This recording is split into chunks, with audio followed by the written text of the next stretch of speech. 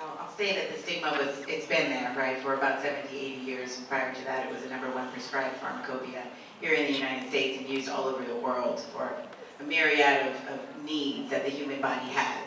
So I will say that since we've been pushing legalization forward, particularly in California, I'm happy to see that much of the stigma has decreased. The #1 barrier I have found in dealing directly with consumers is that their fear is closely tied to the legality. It is not because they haven't tried it in their youth, or it's not because they don't have some experience with it, or they even believe that it can help. It is because it has been illegal. So once we saw 64 pass and messaging start to come out, and people realize that, oh, I can go try this, and then find trusted dispensaries that looked nice, this Nordstrom ideal that we're seeing, or the beautiful displays we see in Gorilla Arts on Crenshaw, like a candy store, consumers felt more safe. But still, the biggest misconception I hear is that it's not what it is. And what do I mean by that? We know, those of us sitting up here and many of us in the room, that we have, in fact, an endocannabinoid system with receptors that are screaming and dying to communicate with the phytocannabinoids in the plant. We know that. We say it like it's nothing. We call it a supplement, even though the FDA does not like when we do that.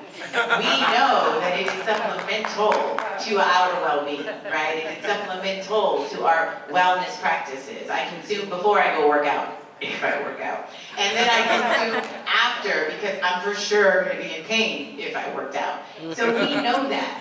The biggest misconception, though, is consumers not knowing that basic, scientific, proven fact, peer-reviewed, all over the world, right? We know this, that we actually, in fact, will thrive if we introduce cannabis to our body in healthy ways, through applications, through intentional use. And so it's not the smoking, it's not the, is it gonna get me high, it's not the, oh, edibles scare me, although we do hear all of that, right? It is not knowing the very fundamental truth about why we are up here, why we advocate for this plant, why as operators we hold on to buildings for 3-4 years and sue the city to get more licenses to provide health equity. It is that we in fact need it to be well. So I'm a student of constructivist learning theory, and that is that we don't learn, humans don't learn from me just giving you this information and now it's in your brain and you got it. In fact, we most efficiently learn when we are met with information that connects with what we already know or experiences that we've already had.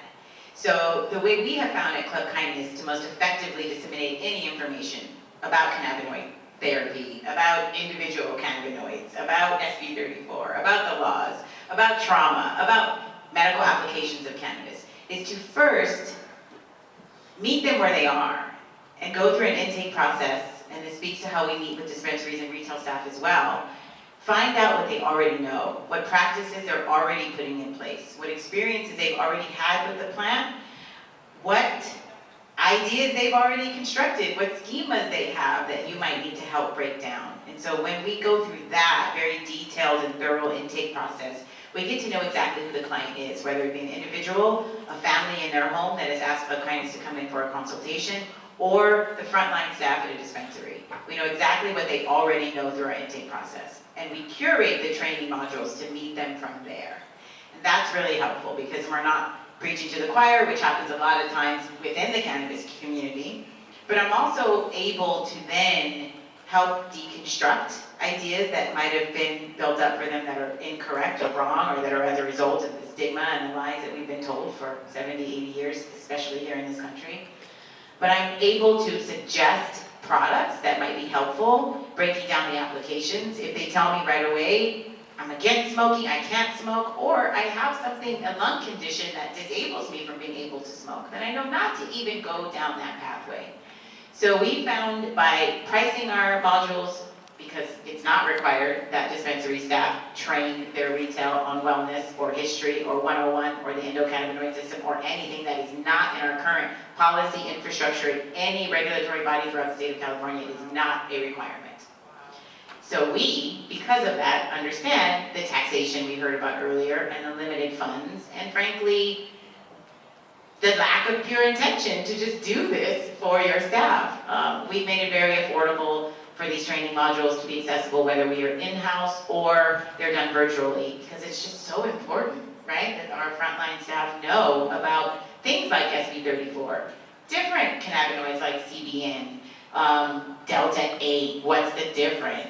Why do we talk about hemp separately than marijuana? All of those things are important for them being informed so that they can better serve the patient community. I do not believe, and I will go on record, that there is any such thing as recreational cannabis use. I do not believe it. I will say that the difference between a recreational user, or what we like to call adult use here in California, and a patient is the intention of the consumer. That's it. So it's sitting down, understanding your why, maybe your need or your choice because if you like the way it makes you feel and it takes you a little bit higher or elevates your ability to think or your creativity, whatever, that is all medicinal use because of what we know about how it works in the body and communicates with our endocannabinoid system.